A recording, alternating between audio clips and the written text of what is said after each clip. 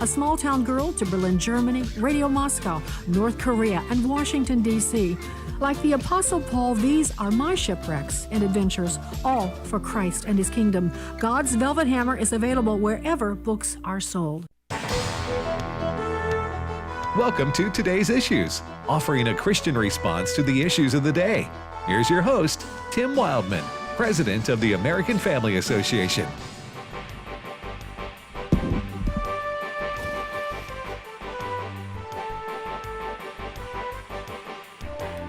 Hey, good morning, everybody, and welcome to Today's Issues on the American Family Radio Network. Today's Thursday, February the 15th, 2024. Thank you for listening to AFR. Joining me in studio is Fred Jackson. Good morning, Fred. Good morning, Tim. Chris Woodward. Good morning. We're here in Tupelo, and in Kansas City is our good friend Ray Pritchard. Good morning, Ray. Good morning, Tim. How you doing today? Doing well. Been thinking about you guys in Kansas City. You know, the last 24 hours, it's first just shock, right? You don't think this is going to happen. And yesterday dawned bright and beautiful. It was as close to a perfect day in February as you can get in Kansas City, 60 plus degrees, blue skies, and big celebration. And then downtown, right? Downtown, Yeah. at Union Station, the heart of Kansas City, about 9 miles from where we live, and just an iconic location. Right. And there's tens of thousands of people clogging the streets to cheer on the Chiefs, and then suddenly the shooting starts and the world turns upside down. Where did the somebody said the shooting took place in the parking garage? Was that? Do you know anything about that, or where? Or was it just out in the wide open, or where was it? Well, evidently, yes. I say wide open. Garage. It's crowded, but you know what I'm saying. Right. And there were 800 police officers guarding the route. There were cameras everywhere, and at least as of right now, the police have not released the names of the suspects that they have in custody. We don't know if they're charged. We don't know anything yet about motive. Chris, do you or Fred know if there's that's a press true. conference today? I just read the latest Associated Press story on this, and Ray's exactly right. We don't know the names of the three people arrested, and we don't know the motivation for the shooting, what happened. We need to step back a little bit. There were people with weapons who were arrested, but you can have a weapon on you and not be involved with this at all. So we have to be very careful at this point. You may have the police somewhere in the next few days coming out saying, John Smith here, who we arrested, was just at the parade. He has a concealed permit. He was allowed to have a weapon on him. So we need to be careful about it. But what we do know for sure, shots being fired. We had one dear lady. She's actually a disc jockey there in Kansas City, a mom of two little kids. She died as a result of a gunshot wound. You have another 22 people who were injured, and at least 8 of those 22 are kids. They were dispersed across a number of hospitals. The kids were told, according to a spokesman this morning, and maybe Chris has some audio on this, the kids are going to survive. Yeah.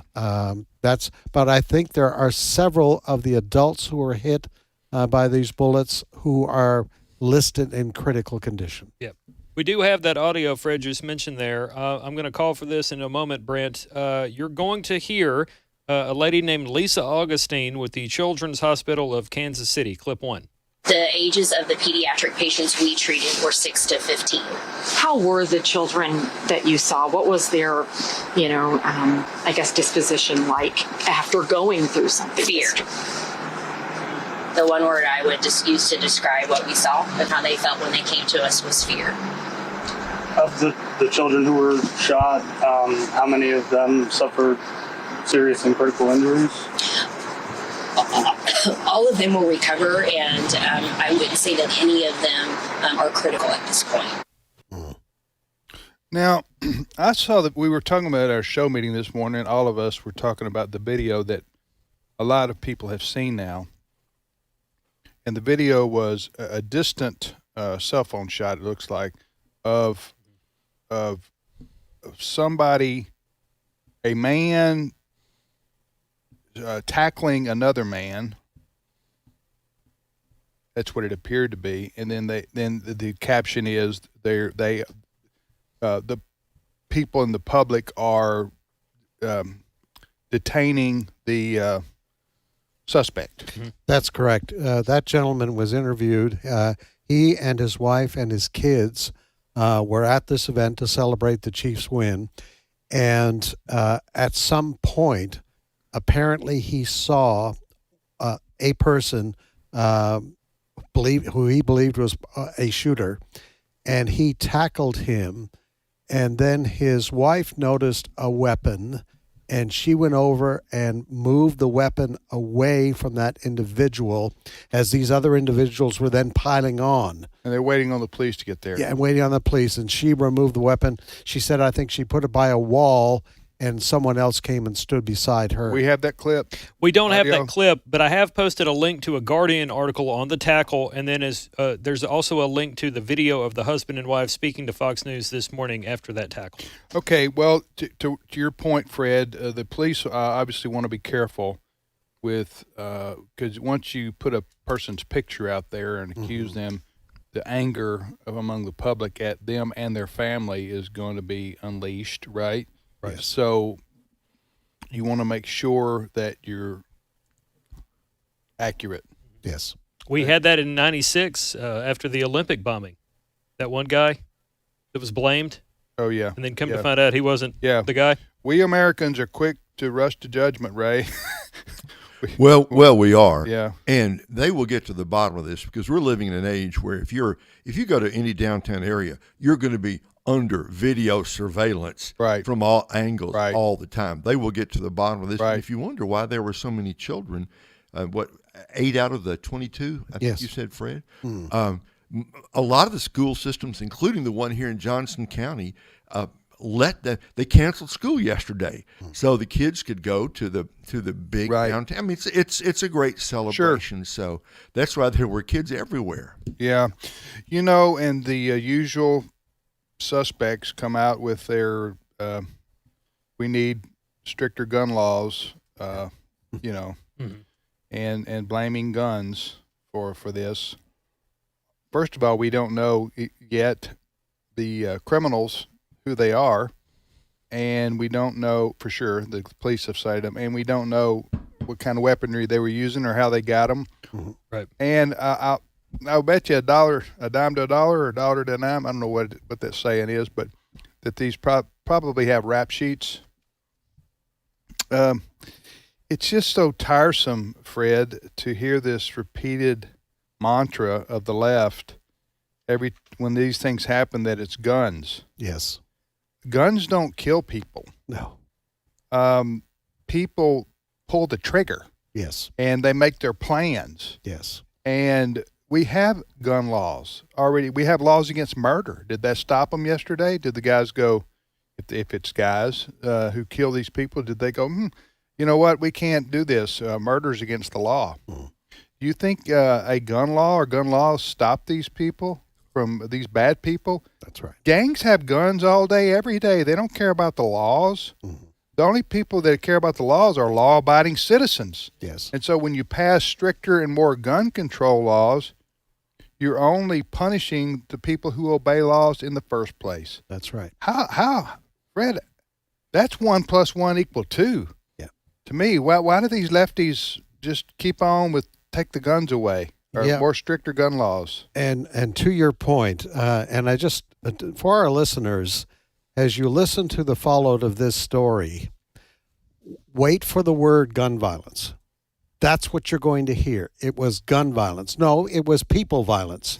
It's people who shoot the guns. Right. It is people with something wrong in their minds and their hearts Right. that take guns and they kill people. Unfortunately, within hours, the President of the United States, you know what he went to?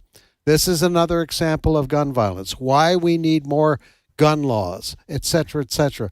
That is just the mantra of the left. Anytime there are these incidents, he even made mention, President Joe Biden last night saying this is the anniversary, I think, of the park side. Was it Parkland, the Florida case. Yeah. He says this is the anniversary. So they go to this. It is their agenda to bring even more gun restrictions into being here in the United States. Unless the shooter is somehow considered a right-wing person. If the shooter, let's take the shooter in Buffalo, who was I don't know about right-wing, but he was a racist. Without a doubt. When was that, a year and a half ago? I'll look it up. Remember he went to the grocery store in a black community and he murdered all those people. You remember that, Ray? Yeah. And there was a manifesto, and I think he was just an outright racist, right? That was in 2022. Okay, that was his motivation. Yes. When that happened, I didn't hear people going, "We got to stop gun violence." No, they went, "This guy was a racist. We've got to stop racism." Yes. You know, when police officers get into confrontations with people in the public and they have to fire their weapon, and unfortunately sometimes people die, do these same lefties go, we've got to stop gun violence? No, they go, police need to quit shooting their weapons. Yes. They don't blame the gun, they blame the cop. Mm-hmm. You see how this works? Yes. So it's only when it doesn't fit their left-wing narrative do they go to the guns. Yes. Because they want to avoid talking about things like fatherlessness in homes, which is impacting greatly the African-American community. Yes.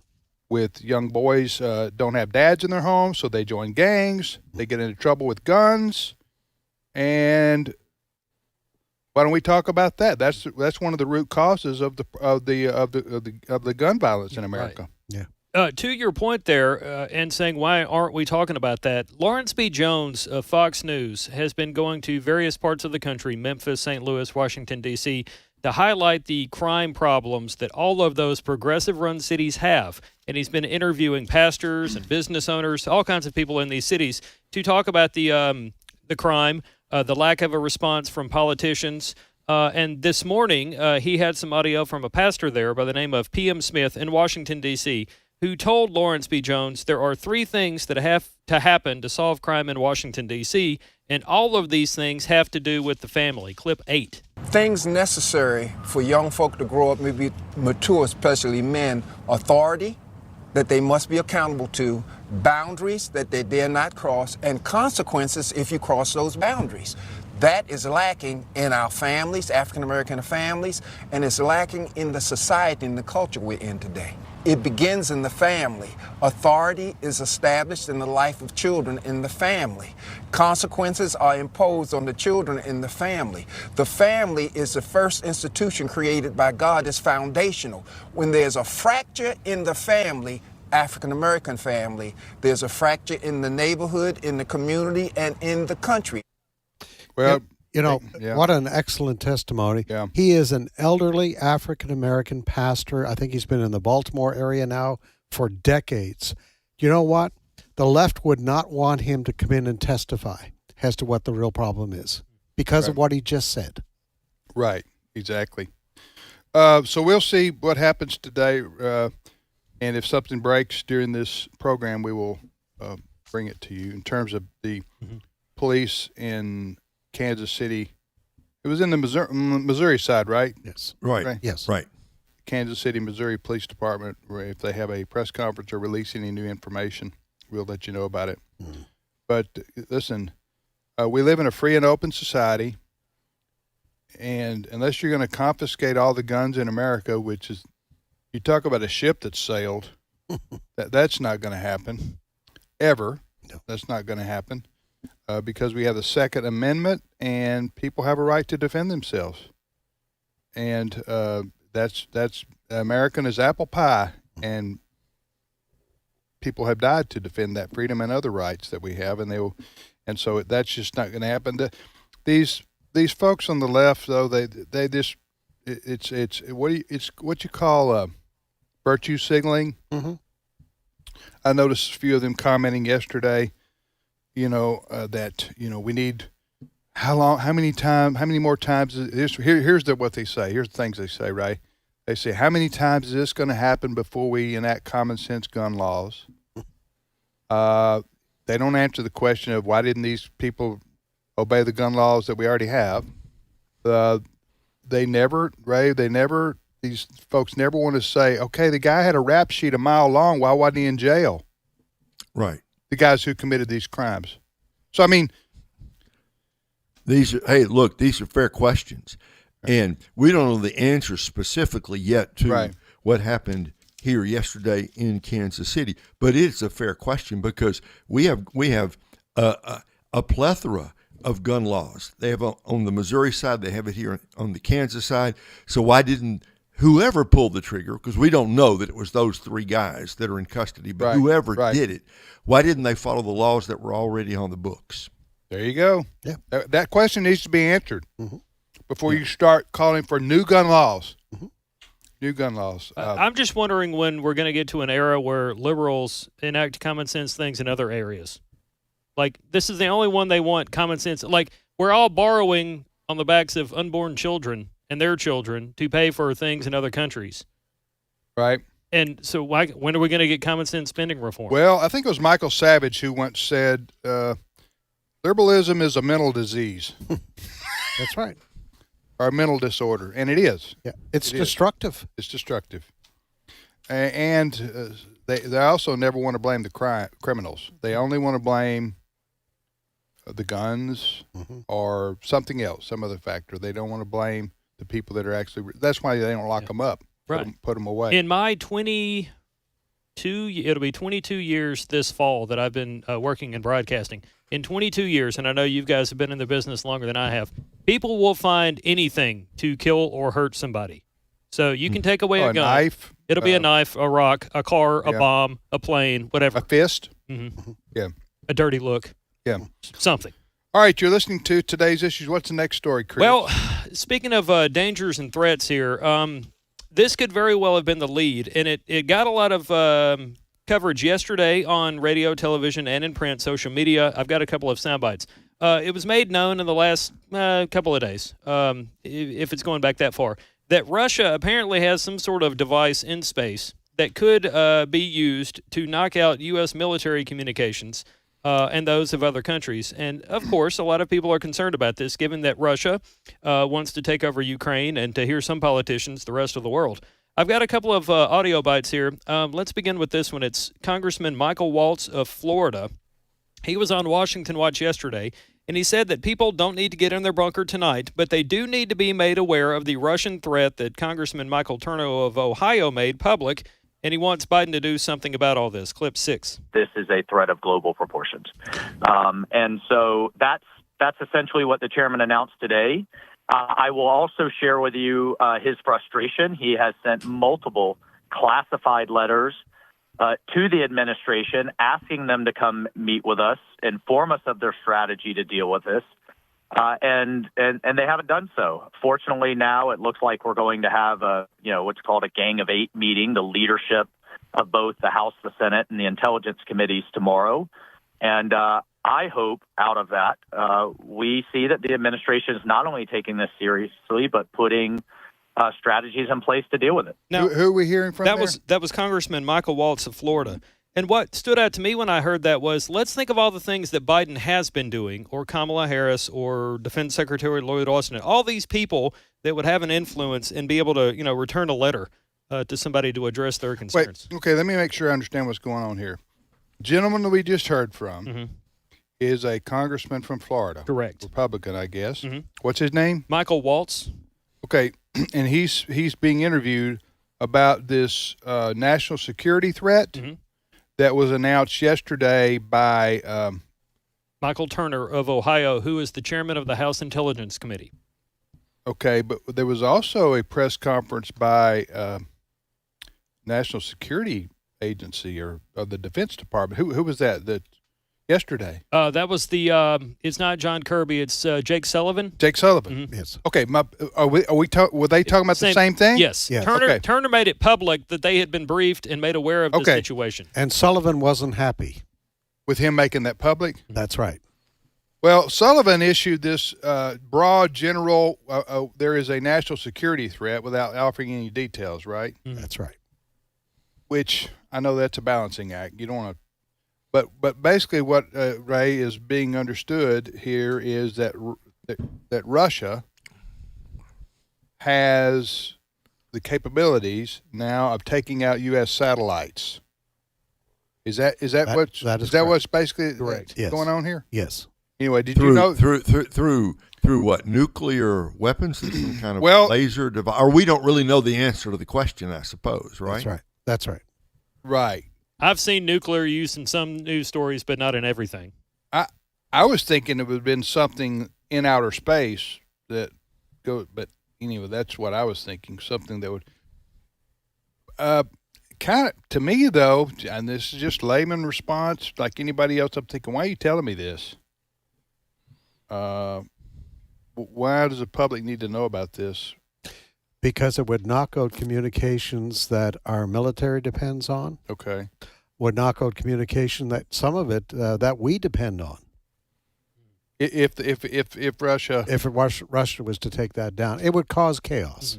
Communication chaos. It wouldn't be EMP level, but it would be catastrophic to the U.S. way of life. Yeah. Well, and have worldwide ramifications. Yeah, because people look to us and depend on us for money and whatever. Are they saying, of course, again, I'm asking questions I don't know if we have the answers to, but are they saying that Russia has this capability now? Well, I presumably? think what Turner is pointing out is that they believe, he is saying intelligence has information that Russia perhaps has this capability. What Turner is trying to do is to get the administration to come forward and say, what are you doing about this? Sure. Okay. That's where we are with this. Do we have time for one more clip that relates to all this, Brent? Okay. In addition to Congressman Michael Waltz that we just heard from, Washington Watch brought on retired Lieutenant General Jerry Boykin, who said he got concerned about Biden's military and intelligence awareness last year when that Chinese spy balloon went over the U.S. Clip 7. When we saw that satellite go over America a few months ago. The balloon? The balloon. Right. Yeah, a few months ago. That opened my eyes after 36 years in this business. That opened my eyes because if you don't know what that is, then you've got something to be afraid of.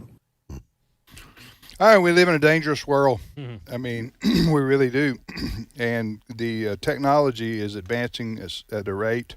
When we hear about artificial intelligence, and Elon Musk has warned about the dangers that exist there. So, all right, let's take a break right here. Unless one of you guys want to solve this problem. No, I think big concern is... Ray, you got an answer? We don't have the A-team in the White House right now. Yeah. What'd you say, Fred? We don't have the A-team in the White House right now. That's what scares me most. Oh, I got you. Oh, absolutely. I pity the fool. Huh? Well, you've got President Biden, who's... We all know his problems. Then you've got Vice President Harris, she's not up to the task. We all know that. And then you've got Lloyd Austin, Secretary of Defense, who's in and out of the hospital. Telling you, the guys who run this country, at least internationally, are Secretary of State, Blinken, and what's the national security guy's name again? The Navy guy? Oh, John Kirby. John Kirby. Those two guys are running the country right now, in my opinion. We'll be back momentarily.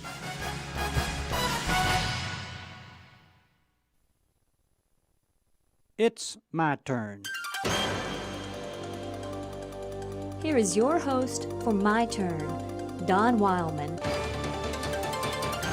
There's a man in the New Testament who is surely one of the most overlooked and under-recognized characters in the Bible. His name is Barnabas. What kind of person was he? Well, we're told that when the young, struggling church at Jerusalem needed financial help, he sold his property and gave the income to the church. We're told also that on another occasion he and Paul took an offering at the church in Antioch and carried it to Jerusalem to help those left needy because of a famine. Not only did Barnabas help with the financial needs of the people, but he helped them in other ways as well. When the church at Antioch needed more leadership, Barnabas went to Tarsus and persuaded Paul to return with him and help. But there's another quality that Barnabas had that even overshadowed those. After Paul had been converted to the Christian faith and wanted desperately to meet with the Christian leaders in Jerusalem, they refused to see him. They were suspicious of him, afraid he might still be seeking to do them harm. Paul searched in vain to get someone to take him to the church leaders, but no one dared take the chance. No one, that is, but Barnabas. Barnabas risked his all, his reputation, and even, probably and possibly, his life, when he volunteered to introduce Paul to the church leaders.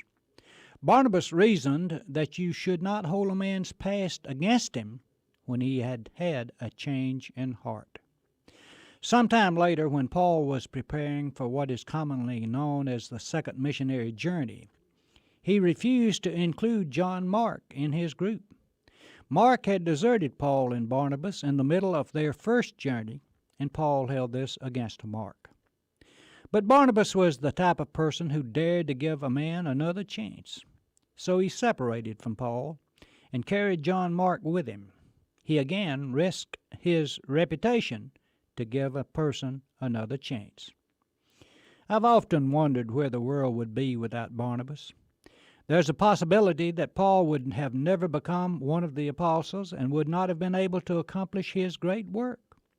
And there is a chance that John Mark would have turned his back on the new faith.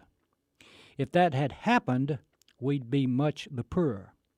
For it was Mark who wrote the first recorded account that we have of the life and teachings of Christ.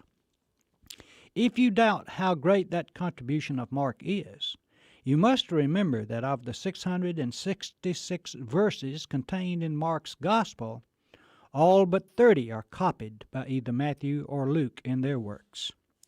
Take away Mark's material, and the material contained in the first three Gospels would be little indeed. When Paul needed a friend but didn't deserve one, Barnabas was there. When Mark needed a friend but didn't deserve one, Barnabas was there. There's always a need for a Barnabas.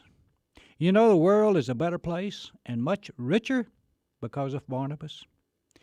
His kind is still needed today and will be as long as the world endures.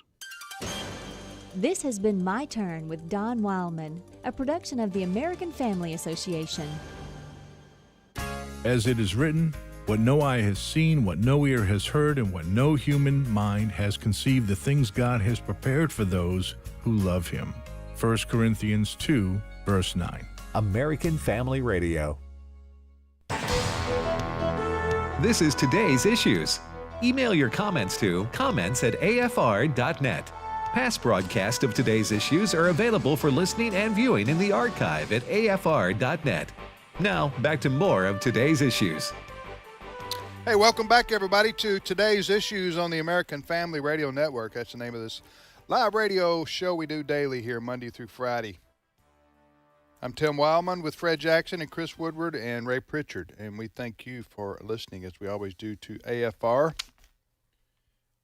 One of our popular shows we have on the weekend is Understanding the Times, and the host is Jan Markell, and Jan joins us Thursdays when we can work it out between her schedule and ours, and she joins us right now from the Twin Cities there in Minnesota. Good morning, Jan.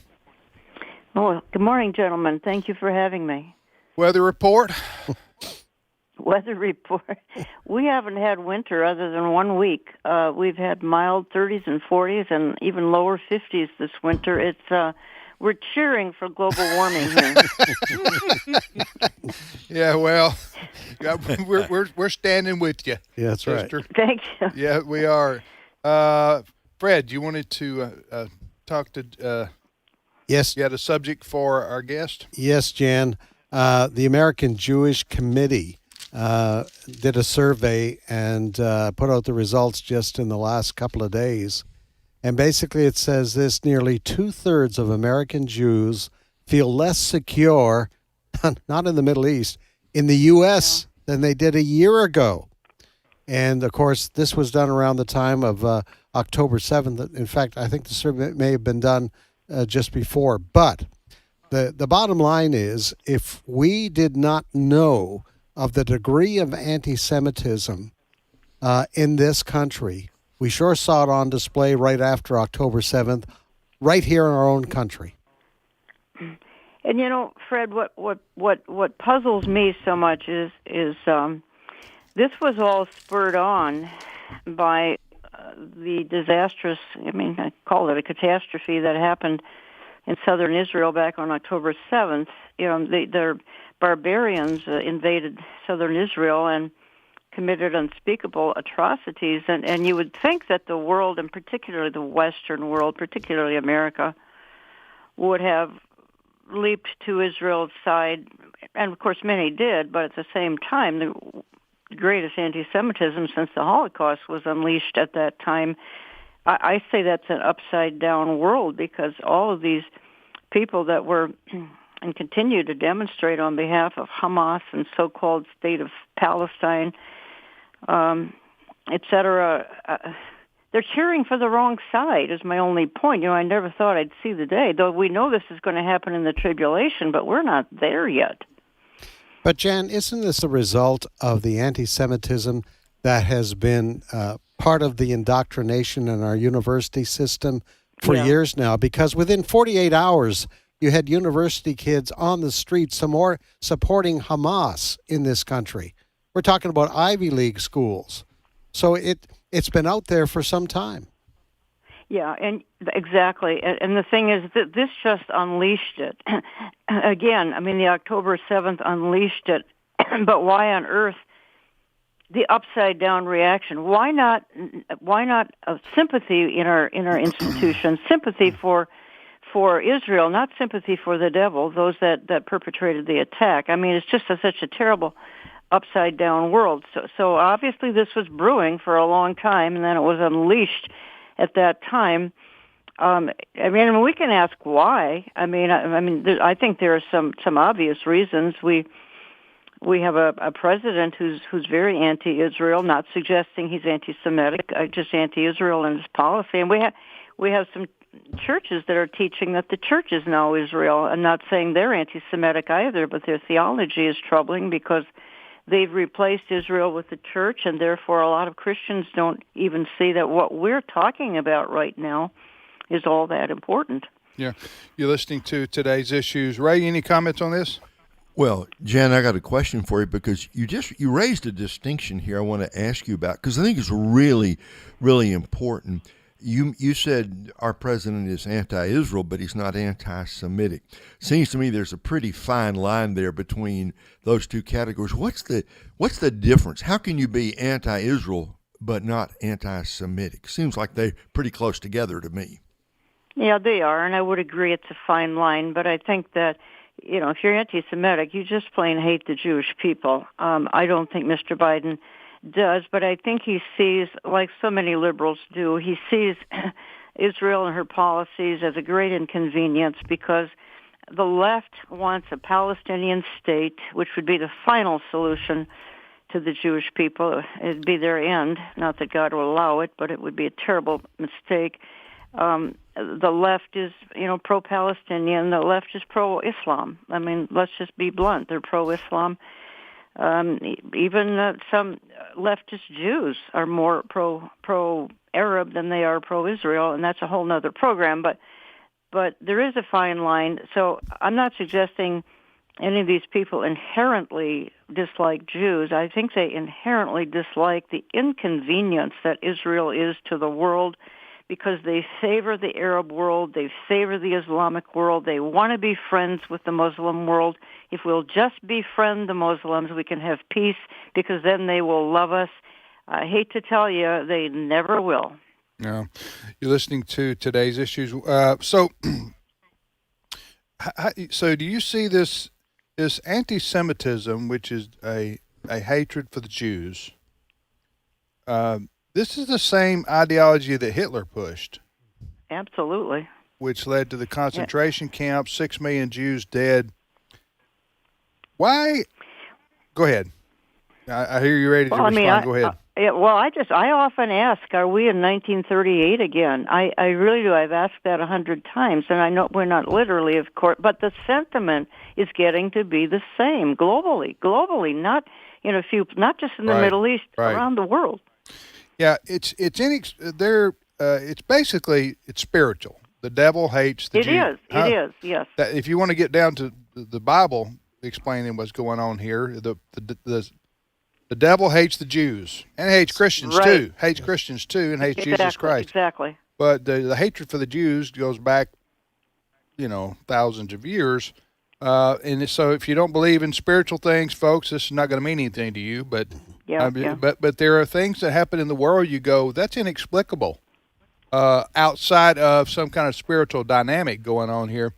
Now, I will say this: just politically, there are a lot of people. I don't agree with this at all, but they hate the Jews, but they hide behind, or they're going to tell you it's because the Jews in Israel took land from the Palestinians who were there first. That's what they're going to say to you, and we need that to be rectified before we can deal with the Jews, I guess you could say, But that's why they say river to the sea. A lot of these people, river to the sea. What does that mean? That means take back Israel completely for the Palestinian people and push the Jews into the sea.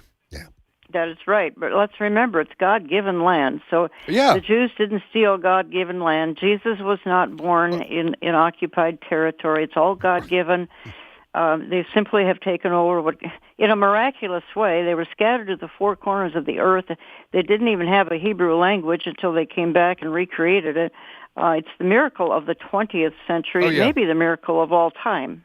No, absolutely right. And what's the word I'm looking for when they say people are native to the place? What is the word? Indigenous. Yeah. The Jews are the real indigenous people. Exactly.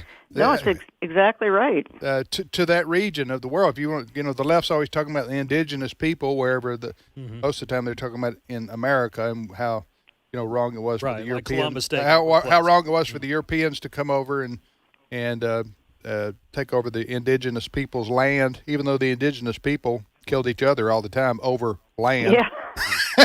I mean, all the Indian tribes.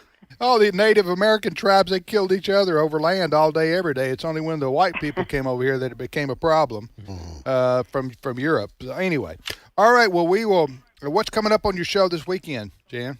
Oh, we're going to talk about a cult that many evangelicals are accused of being founding members of. I'll leave it at that. And I think a lot of your listeners are a part of this cult. It's a great cult. Don't get me wrong. We all want to be a part of this cult, but we're called cultists. We're really not. We'll talk about it Saturday and Sunday. So find out what Jan means when she says you are a part of a, quote, great cult. That's a good tease. Yeah, coming up this week. That's good, Jan. What time's the show, Fred? The show is on right here on American Family Radio at 1 p.m. Central on Saturday and 12 noon on Sunday. And if you missed it, you can go to Jan's website, Understanding the Times. And you can listen right there. Understanding the Times with Jan Markell coming up this weekend, as it is every weekend. All right. Thank you, Jan. Thank you, gentlemen. All right, okay. Goodbye. Bye-bye. Jan Markell joining us from the sunny Twin Cities there. She said they've had a pretty warm, she called it mild winter. Yeah, well, Ray has been talking about. It's been same way here in Kansas City. Yeah, and I think in Chicago too. It's been unusually warm. We haven't had we had one Arctic blast about a month ago, but that's it. Mm-hmm. That's all we need. So, quite frankly, that's more. That's right. That's We're more done. than I want. Well, we can take one Arctic blast a year without complaining too much, but after that, we need to move back to the 60s. Yes. 50s and 60s. So what is it? I agree. Yeah. I mean, warm weather's good for the heart, man. What is it? It's also good for the fuel bill. Mm-hmm. Duly noted. You save a lot of money when it's warmer. You don't have to have that furnace running 24 hours a day. See what we got today here where we live. 68. I'll take it. Yep. The high is 68, sunshine. Yes. All right, you're listening to today's issues on the American Family Radio Network. What was your Do you have a Bible reading today, Ray, already? Indeed. We're in the book of Leviticus. You know, that's the book that's the Bible reading killer right there. So many great. You read about 5 verses and you go, I need to shut this book and go have lunch. They're killing it. There's dead animals and blood everywhere. Everywhere. And, it's barbecue city there, huh? It's a great book. It's a great book. Yeah. And Christians ought to read it and think about it. But it's been fun. It's been fun going through Leviticus because it's really, if you understand, it's about the holiness of God. How a holy God can come into fellowship with people like us. Without blemish appears a lot in the King James. That's right. Yes. In the book of Leviticus. Right. So it's a great book, yeah. Yeah, I always approach it like I think I can. A matter of fact, Leviticus begins today for the Bible reading plan that I have. Just power through it, people. Yeah. Hey, I'm going to ask you too, Ray, and Fred, comment on this, and Chris, you feel free to as well. Lent. Right. Started yesterday. Yesterday, I saw a few people out, mostly Catholics and I guess Episcopalians, Some maybe. Protestants do. A few Protestants have the ash cross on their forehead, Ray? Right. Familiar? What's that represent? Well, the whole point of Lent, and it's an ancient tradition, understand, you're not going to find Lent per se in the New Testament. You're not going to find the 40 days. You're not going to find the ashes and so on. That's a tradition that arose, several centuries after the beginning of the Christian movement. So we're not saying it goes back to the apostles. It's not a command. But the whole idea is, as you're moving your way up to Good Friday and Easter Sunday, that you take some time to think about the suffering of Christ on the cross and his great resurrection. And it's meant to be a time of reflection, the whole idea of ashes on the forehead. Ashes to ashes and dust to dust. It's a time when you're supposed to remind yourself that this world is not the only world. The other world, the unseen world, that's the real world. It's to be a time of repentance and prayer and getting things right with God. Now, and I have to go a step further. In later Catholic tradition, you have the thing about what are you going to give up for Lent? And you could eat this, but you could not eat that, right? Again, that's not particularly found in the New Testament. Or let me just say flatly, it's not found like that in the New Testament at all. I'm not even saying that's wrong. I'm saying that's part of church tradition. But the idea, Tim, I do want to say the idea of reflecting on who Jesus is and thinking about where you stand in your walk with him. Repentance will never go out of style. It's always appropriate to get right with God. And it's good for not just the unsaved, it's good for Christians too. What are you writing down, Chris? Repentance will never go out of style. I grew up in a mainly Roman Catholic area, and Ray has just alluded to it. The big thing was, what are you giving up for Lent? And you know what? I never heard anybody say, I'm giving up hamburgers. I did hear people say, I'm giving up broccoli. Mm-hmm. Hey. You did hear that? or something that they didn't like to begin with. Oh, I see what you're saying. Yes. In other words, they weren't going to giving up suffer much. too much through those 40 days. Did you hear what Biden said he's giving up? No. He said he was joking about this. But I'll post the link here in a second. Biden jokes he's going to give up the press for Lent. In his case, probably a good idea. That is funny if he came up with that on his own. That's right. Huh? He's probably wise to extend Lent for the next, I don't know, 8 months. That's right. Yesterday, Allison, my wife, she was out in public, and she said there was a lady who had this was at a lady who had the ash on her forehead. The ash cross, for to recognize Lent, and a gentleman who had no clue what this was about came up to her, an older fella, and said, "Hey, you rubbed your newspaper all over your forehead there. Just wanted to let you know that." Yeah. So newspaper ink had accidentally got on her forehead. Yeah. So I thought about something like that yesterday because Martha McCallum, one of the Fox News hosts, she was on the set and she had on the set. Yeah, she was Brett Baer's during done her it before, show. too.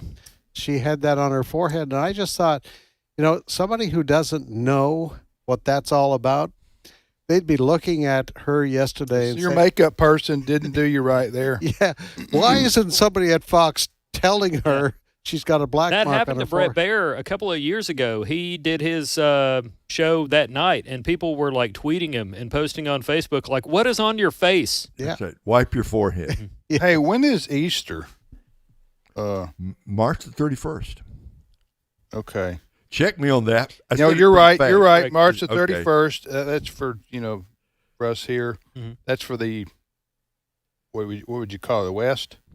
Right. Some Then there's Orthodox. The Orthodox. they have a different one, maybe. They're right. Usually a little bit later. But a week or isn't so later. Easter Oh, man. relative to the lunar? Yes. Schedule? Try to explain this on the radio. Well, we've got 10 minutes. Somebody give it a shot here. Ray, you know anything more than I just said? Listen, if first of all, I don't do those computations, right? I'm Fred. I'm trying to give you time here to look up the Because Easter moves around. Christmas doesn't move around. Easter moves around based on. I have one possible is it explanation. Is it the solstice, the spring? Go ahead, Chris. This is coming from the Royal Museum's Greenwich. It says the simple standard definition of Easter is that it is the first Sunday after the full moon that occurs on or after the spring equinox. If the full moon falls on a Sunday, then Easter is the next Sunday. That sounds like an algebra problem. Wow. That train is never getting there. It doesn't Does matter what time it anybody left. understand what No, thank you, just Chris, for read? that information. Yeah, it was an exhaustive search. Well, of no, about 5 seconds on Google. I was tracking with you. I'm following you. But anyway, Usually, I mean, most years it's sometime in April, but it can be even earlier than March 31st. It can be as early as what, the 21st or 22nd. It's unusual. And okay, so here we go. What is Mardi Gras? Oh, Fat Tuesday.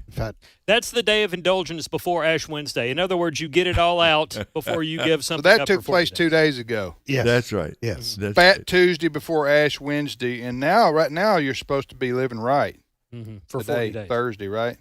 Or- and confessing the stuff you did leading up to Ash Wednesday. Yeah. You know. Somehow I don't think this is the way it's supposed to go. Yeah. But anyway, I had a professor, and I went to a secular school. I had a professor, a journalism professor, that told us early on she did not like us to use the phrase Easter Sunday in our drafts or articles because, to quote her, everybody knows Easter's on a Sunday, therefore Easter Sunday is redundant. And I've always remembered that because you'll see some calendars that mark the Monday after Easter or Resurrection Sunday as, quote, Easter Monday. yeah. I don't know whatever happened to her, but I've always remembered that from class, and that's been 20 years ago. Yeah. Chris, I'll give you a free day of vacation as your boss if you can. No, don't look. Okay. Listen, quit looking. Okay. I want you to repeat your equation for how we come up with Easter. If you can do that without looking at your notes, then I'll give you a free day of vacation. Go, Chris. It is something involving the full moon and the spring equinox. If the full moon falls on spring equinox, Easter or Resurrection Sunday is the Sunday after.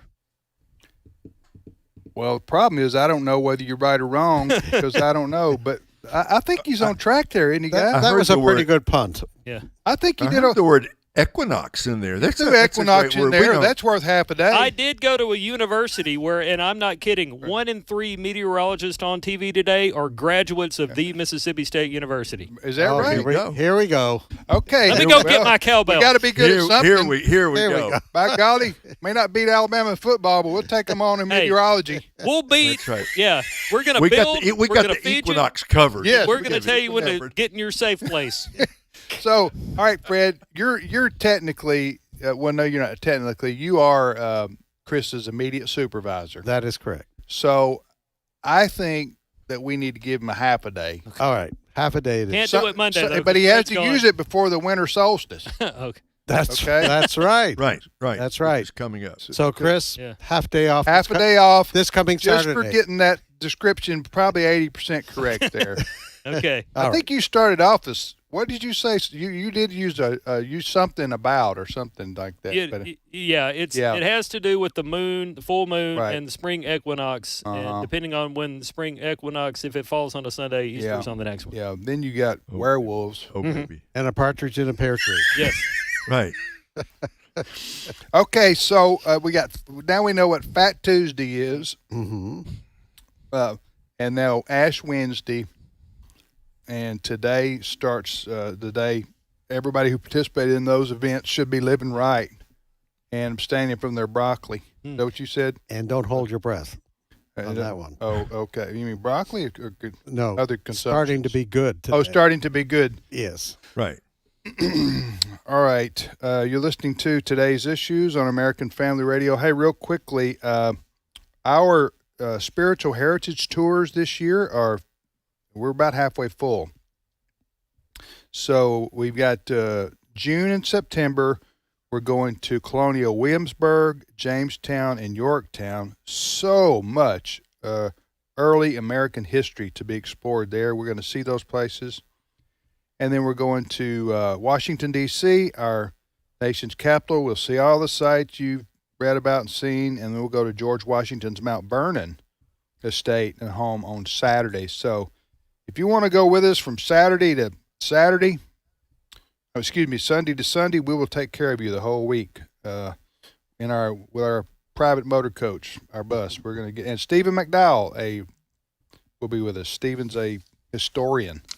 So, it's going to be a fabulous trip. We've taken nearly 5,000 people over these 20-plus years on these tours. So we have experience in this area, so we'd love to have you join us if that's what you want to do. The website for all the information is spiritualheritagetours.com. spiritualheritagetours.com with an S. Again, we go in June, we go in September. They're the best months weather-wise to visit those places. Have you by chance ever had somebody that visited that area years ago and they want to come back to kind of yeah. That happened to Yeah. me. Yeah, I was in D.C. about 30 years ago, and I've not been, I've gone back for work once, but yeah, I've not been on tours in a long time. Well, the thing about going on one of our tours is we see as much as you possibly can. And we don't waste time, and we have a bus, and we go here, there, and the other. You're not sitting there with a map going, where should we go now, honey? Now It's not a vacation in the sense of sitting around. No. You no. early You're tongue and go wagging all day long. We're happy if we, at the end of the day, we see our folks get off the bus and they're saying, I'm exhausted. Yeah. That makes us feel like There's a purpose. we've accomplished a lot. Yeah. No, we have fun. Folks who join us from around the country, patriots, they love the Lord. It's good fellowship. It's just a wonderful time seeing all those places. We got about 1 minute left, Chris.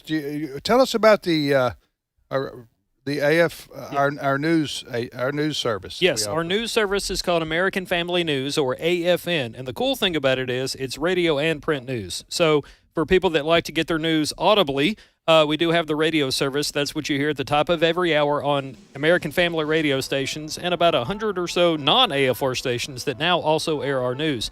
If you like to get your news via print, we can also connect you with that at afn.net. You'll see much of what you hear on the radio, on the website, but a whole lot more. So do check us out on AFN. So we have our own news agency, folks, and Fred Jackson is the director. Chris is on the team there with several of the Steve Wojardal also. And so every day they work hard to provide accurate and useful news that comes to you via the radio. And also, Fred, they can get an email alert, right? That's right. Go to afn.net, right-hand corner, sign up. Just put your email in there, and we'll start sending you a daily Monday through Friday summary. Monday through Friday, middle of the afternoon, you'll get the news summary for the day from our own American Family Radio News if you'll go to afn.net. afn.net. We'll be back in 5 minutes with Steve Paisley Jordahl. The views and opinions expressed in this broadcast may not necessarily reflect those of the American Family Association or American Family Radio. Faith, family, freedom. American Family Radio. At one time, there was one expressway to get urgent information. Aren't you glad for modern technology? Today, AFA Action Alerts can reach you in seconds with up-to-the-minute information that allows you to take action. These days, seconds can mean the difference between keeping our families safe or losing precious Christian freedoms. Sign up for Action Alerts today at afaaction.net. This is American Family Radio, a listener-supported ministry of the American Family Association.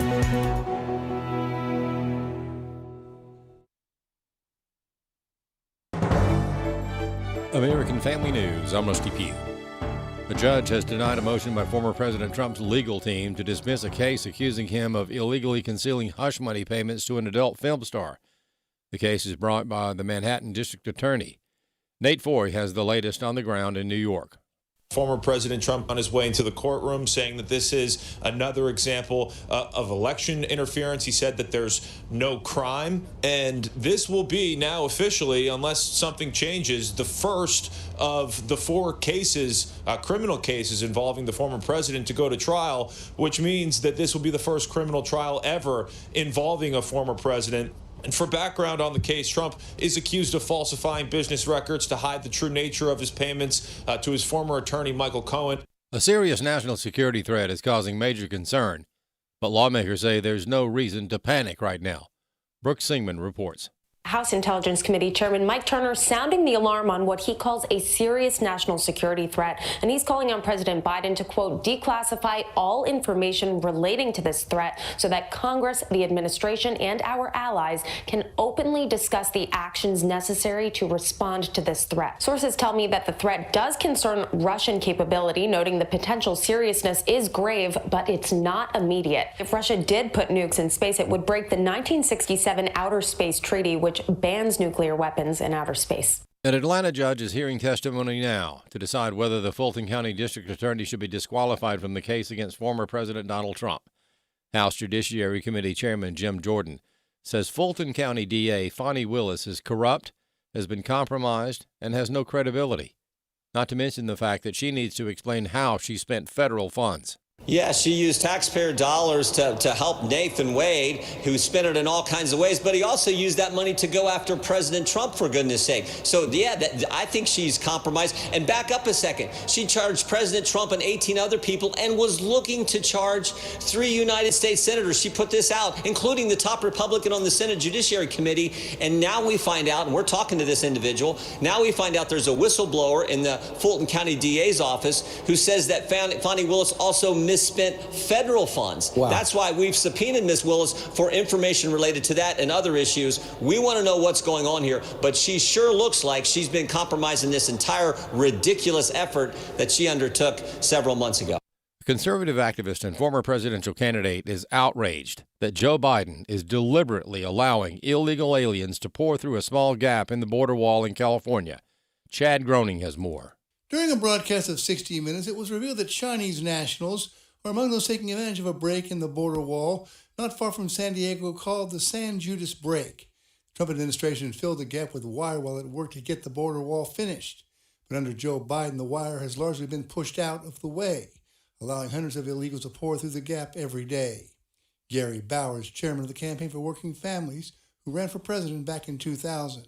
Some of them actually recharge their cell phones, which they have with them, at a local NGO that the federal government is contracted with. And it was reported that some of them recharge their phone and then they call Uber to take them to where they're going next.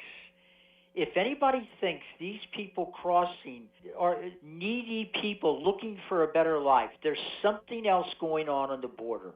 We all know it. Bauer says the last 2 years we are getting inundated with military-aged men from countries all over the world, including Communist China, who is an adversary, an enemy of the United States. So people around the country see a story like that, and it's exactly why Americans are so cynical, are so inclined at this point to just throw up their hands and say, forget it. Nobody is looking out for me, the American citizen. And in some cases, sadly, they would be right. I'm Chad Groening. American Family News is online at afn.net and download the AFN mobile app for your Apple or Android device. I'm Rusty Pugh. Forget about Facebook. The last 10 days, we've been banned twice, and is unbanning a word? They put us under the ban. Christians and conservatives don't need you, YouTube. Banned one day, banned again. AFR programs are now live streaming on the AFA streaming app. Now you can get shows like today's issues straight from the source. Put back on the next. Just say unbanned. Unbanned. Just search AFA streaming or visit streaming.afa.net to sign up. Today's Issues continues on AFR with your host, Tim Wildman, President of the American Family Association.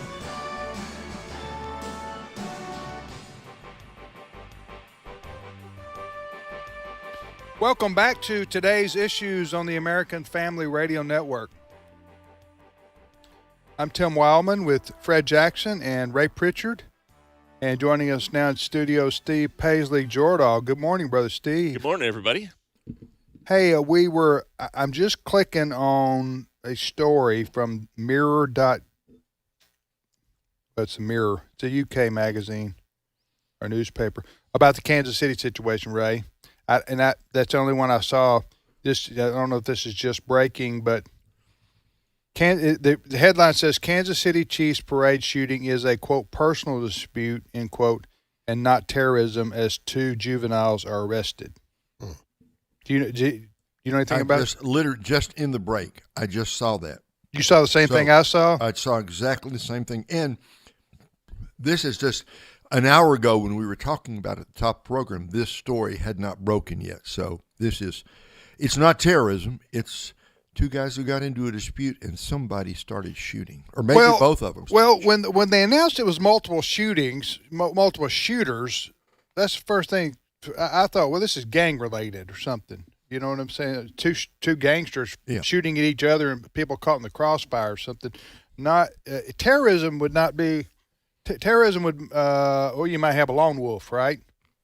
Somebody like what happened in Las Vegas. It's usually one person. What happened up in Vermont or New Hampshire a couple months ago? The guy who went postal. Mm-hmm. I use that expression.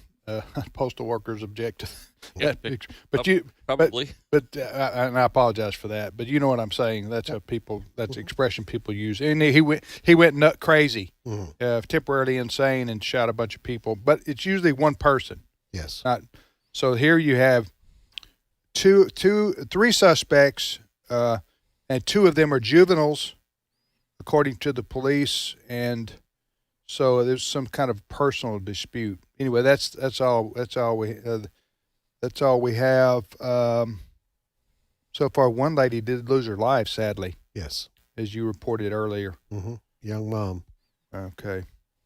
So anyway, I guess that this is off a British newspaper.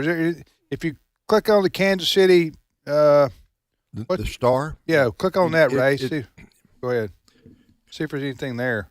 Let me keep talking. Okay. Keep talking, Tim. I'm on it. All right, go ahead, Steve. What's your first story? Oh, by the way. Yes.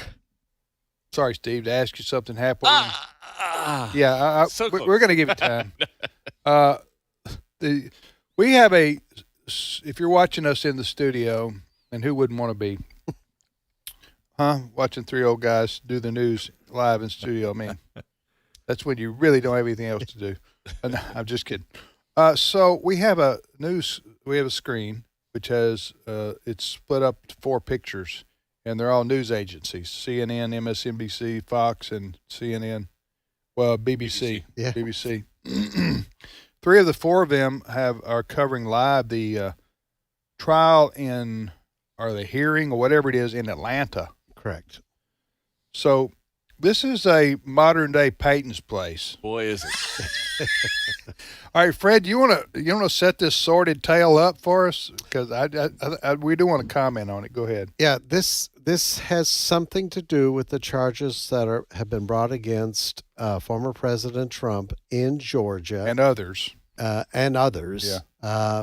Having to deal with allegations of trying to find votes, et cetera, et cetera. Anyway, that's almost become the sidebar compared to what we're dealing with today at this hearing.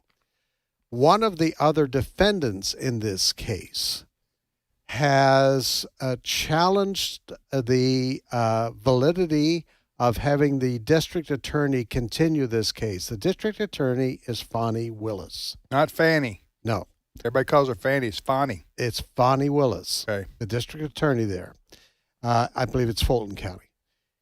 And the story is that she hired her boyfriend, Nathan Wade, to be the prosecutor in this case, even though he had no experience in that area of law, which is, according to the case, racketeering. Okay? So we're getting testimony today in that case. And what we're seeing right now... Not the racketeering case, no, right? No, this is the boyfriend-girlfriend... Right. Ethics problems, potentially unlawful actions. Yes. All right. Fani Willis is this, and we've heard testimony this morning from a friend, a woman who testifies. She's been a friend of Fani Willis for many years. Okay. In fact, they went to college together. She has testified this morning that the relationship between Mr. Wade and Miss Willis has been going on for years, in fact, stretching back to 2019. That is a contradiction to what we have been told thus far. So this is ongoing. CNN, MSNBC, and Fox are all carrying this live now. You mean to draw a chart out here for us so we can follow this, a flow chart maybe, so we can follow this? Okay, listen, certainly on one level this is not funny because this is because these are real people's lives and nobody wants to celebrate or laugh at divorce and adultery and all those things. However, this is the woman who's going after former President Trump and many others on the case involving where Trump says, find me votes, and also I don't know if he said find me votes, find votes, and then also having to do with he or his teams trying to get together what they call false electors. Anyway, that's what the backdrop is to this. So this sideshow, which has now become front and center, is Fani Willis, the district attorney. Yes. And Wade, they have boyfriend, girlfriend. Yes. Since 2019, according to this woman. Yes. And so if Willis, okay, I don't know if all this is true or not. I'm just telling you what the story has been reported. But it is true that Willis paid Wade. Yes. Money. Hired him to be the prosecutor. And he was woefully unqualified for the job. But because he was her boyfriend, yes, then she hired him. This is what's being accused. Yes. Then they took vacations together. Yes. Is that right? Went on a cruise while together? Mr. Wade was still married to someone. This is like that song, Me and Mrs. Jones. This is yeah. This is a sordid tale here. Yes. So Willis has paid Mr. Wade, her boyfriend, over $600,000 to be the prosecutor. Right. But during this time, they've taken very expensive. But then he uses the money that she gave him. Yes. And they go on vacations together. Luxury and they're not vacation. married. That's right. That's what all this is about, and conflicts of interest and ethics questions and all that. Is that what's going on here? It's a sordid tale. Right. It is. It's modern day Peyton's place. Yes. Right. All right, Steve, do you have anything edifying to add to that story? Maybe I am tangentially interested in this because it does have bearing on the president's case. How? It could get the case thrown out basically if they find that the prosecutor's been mishandling the case. How does that have anything to? Oh, I see what you're saying. Yeah, I was going to say, it's unclear to me how this sideshow has anything to do with Trump's case there, because it seems to me like she might be disqualified, Fani Willis, but the law would require somebody to continue the prosecution of the case unless the case is dropped. Yes. Right. Right? Well, there's another story about Fani Willis again. Chapter 2, ladies and gentlemen, yeah. paying attention. Fonnie Willis, before this trial of Trump began, visited the White House. I'm not sure if she was getting instructions, but the head of the House Judiciary Committee, Jim Jordan, wants to subpoena her to come to Washington to deal with that side of the story. Did she get federal money to help her prosecute a political enemy of Joe Biden? Did Jim Jordan say she did? There are allegations to that. That's why they want her to come to Washington to testify. Okay. Yeah, I could care less about who's dating who and where they go on vacation. It just is no. I care, Steve. I know you do. I want to know. Well, you'll find out probably. Well, when you do, you can well, let me that's know. why I read the National Enquirer. I'll roll my eyes. But what Fred is talking about actually kind of dovetails into the first story that I was going to bring Okay, up, you go. which is the weaponizing of the federal government. Not only did Fonnie Willis visit the White House, but it turns out that Alvin Bragg and Jack Smith also visited the White House prior to their filing charges against the former president. Alvin Bragg, of course, now this was the Stormy Daniels case, the money case, and what money? That he allegedly paid to a porn star. Now, Trump said he didn't do that. He said he didn't, allegedly. Hush money. Hush money. That's what it's the He allegation. said he didn't have an affair with Stormy Daniels. Can we say that on the radio?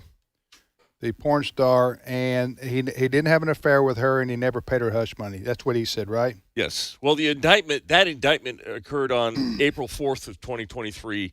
On March 17th of 2023, Bragg had asked for a meeting with federal law enforcement ahead of the Trump.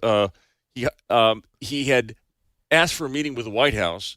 He had hired a year earlier. He had hired a Department of Justice official named Matthew Colangelo, who spent years targeting Trump. So they're stacking the team, and they're going to the White House to get the details of where they should go. Jack Smith, this is the documents case. He's the one that's trying the alleged in Florida. The documents case in Florida. And in that case, Smith filed an indictment on June 8th. Well, it just so happens that in March, a member of Biden's counsel office met with a top member of Smith's team.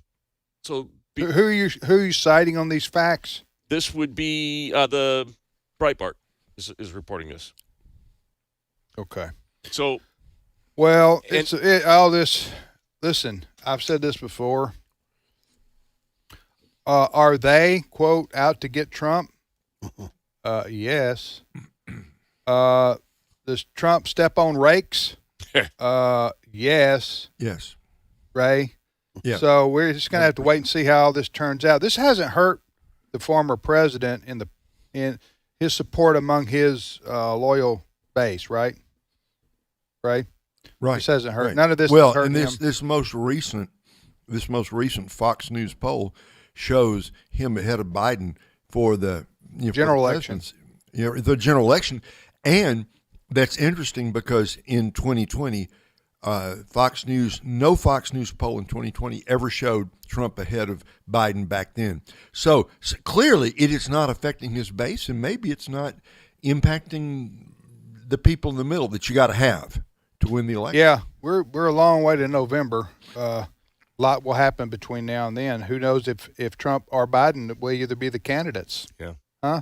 One or the other. I suspect there's a better chance Biden will be out than Trump in terms of his party's nomination. Who's on the ballot in November? But we'll have to wait. If you ask which case is going to go to trial first, it's going to be the Stormy Daniels case, right? That's scheduled now. Okay, do you guys believe Trump? Do you believe that he didn't have an affair with her and that they didn't pay her off? Do you believe him? That's two different questions. He could have not had an affair and still paid her off because it's easier to make it go away than it is to go through the trial. That's a good point. Yeah, well, that may be a good point, but somebody's going to extort you and you're going to pay them, even though you didn't. It has happened before. If you're running for president and you want the thing to go away. Trump was a known playboy. He might have had. So nobody cared. Right. I sure, if I'm Trump and I'm a known playboy, I don't know. Tell how many women he had when his days in New York as a billionaire, So let me ask you a question here, Tim, because I'm still thinking about my answer, or maybe Steve, you can explain. The stuff with Stormy Daniels, it happened way before 2016, right? Yes, correct. Wasn't it was it like 12 or 10 or 08 or when was that? Back in there, there's a picture, this famous picture of him with her. But golf tournament. It didn't come out. The whole point is he supposedly paid the money in 2016.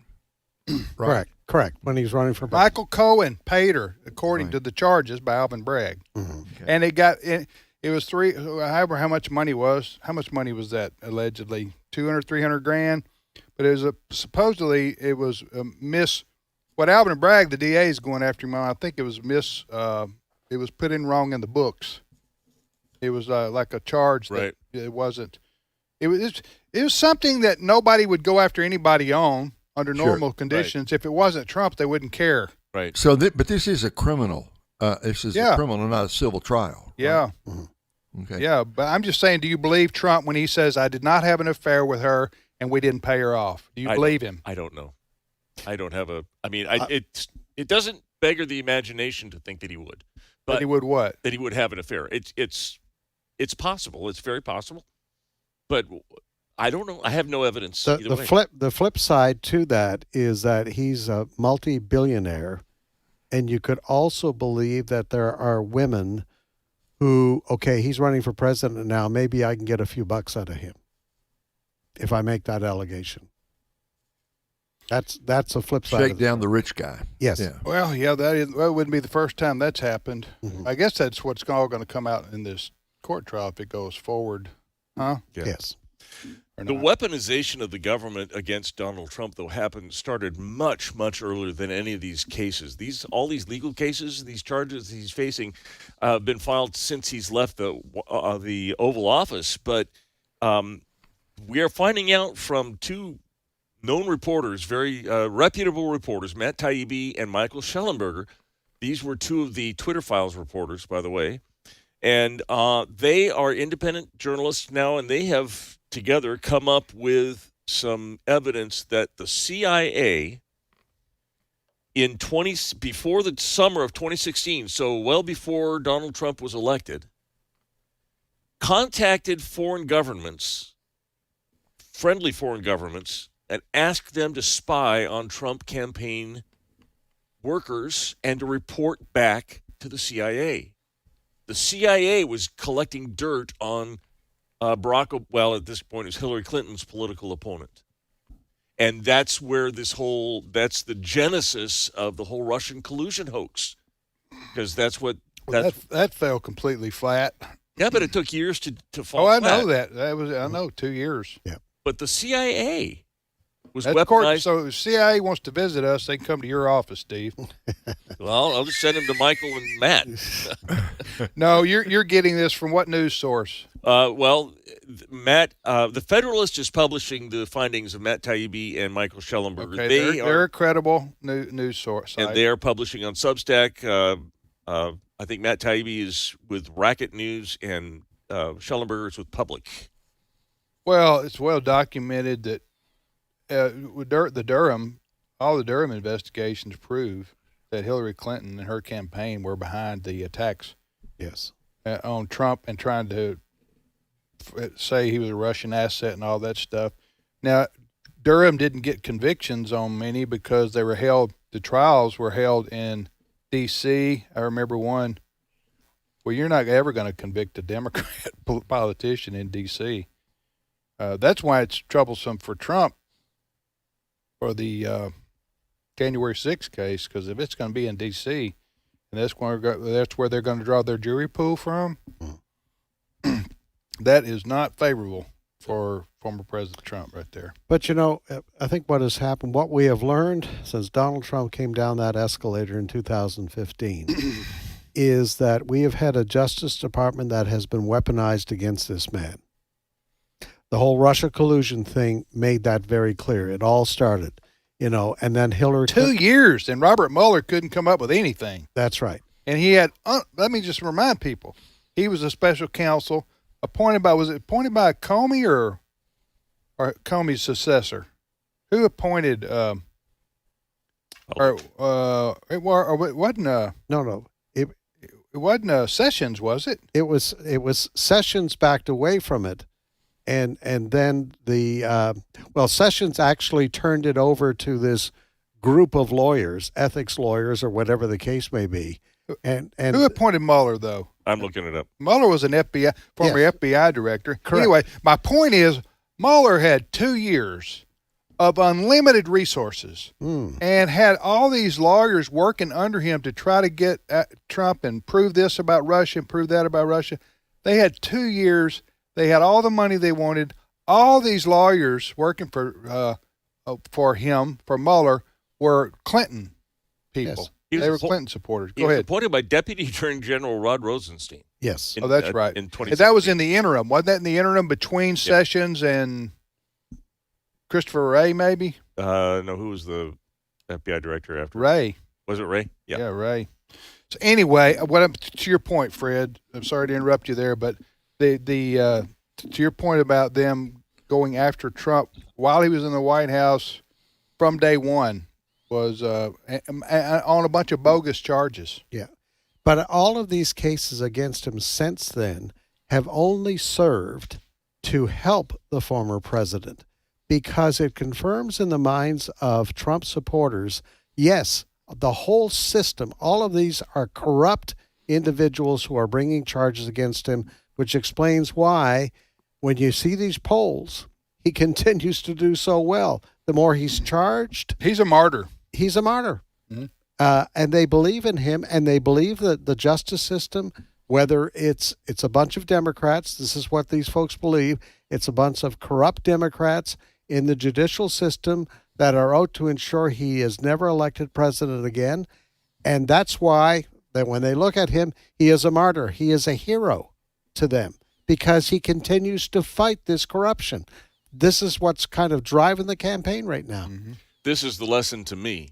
Ray, you can comment on this if you want. You still there, Ray? I'm listening. Okay. I was trying to run out the clock on your question. Hey, by the way, has the Kansas City Star reported anything about the suspect?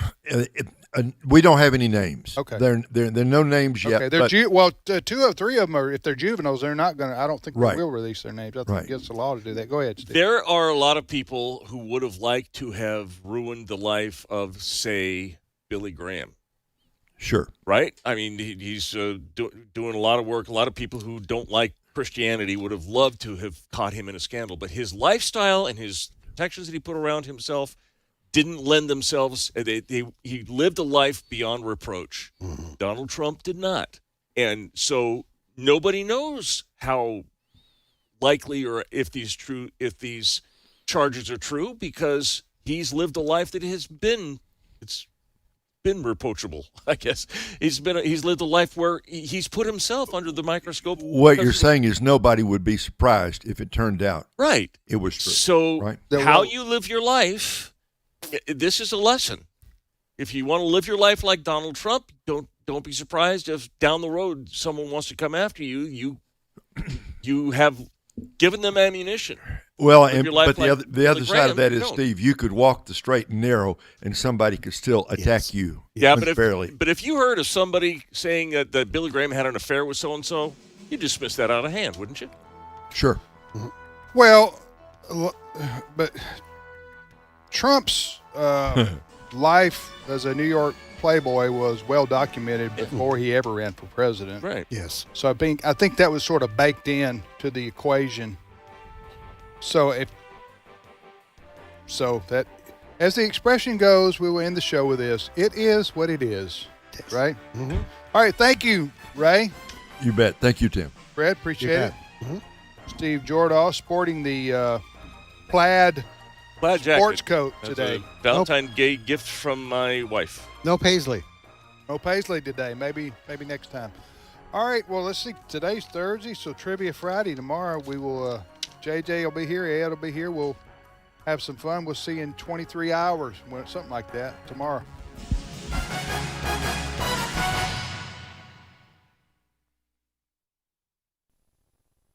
Spiritual Heritage Tours with AFA President Tim Wildman include a tour of Washington, D.C. and a separate tour of colonial Williamsburg, Jamestown, and Yorktown with tour guide Stephen McDowell, president of the Providence Foundation. Well, James